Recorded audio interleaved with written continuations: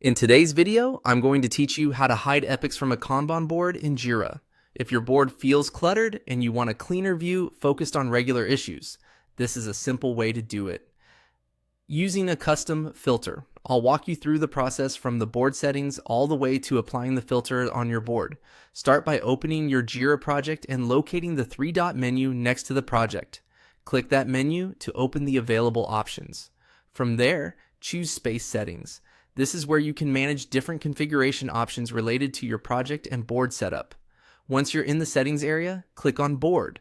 This will take you into the board-specific configuration section. Inside the board settings, look for Custom Filters and click on that.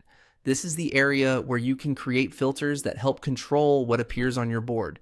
Now you'll create a new custom filter.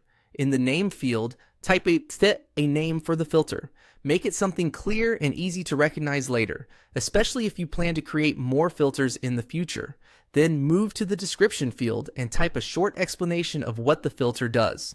A clear description can be helpful if other team members also use the board.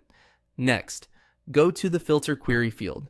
Here, type issue, epic. This is the query being used for the filter exactly as shown in the process. After entering the query, click Create to save the custom filter. Once the filter has been created, go back to your board. Returning to the board is important because the next part happens from the board view itself rather than the settings page. Back on the board, click on Custom Filters. You should now see the filter you just created listed there. Select the custom filter you created. When you apply it, the board view will update based on that filter, which helps you control the visibility of epics on the Kanban board. A quick tip here. If the board doesn't update immediately, give it a moment or refresh the page. Also, make sure the filter name and description are easy to identify so you can quickly turn it on or off later.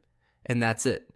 That's how you create and apply a custom filter in Jira to hide epics from your Kanban board and keep your workflow view cleaner and easier to manage.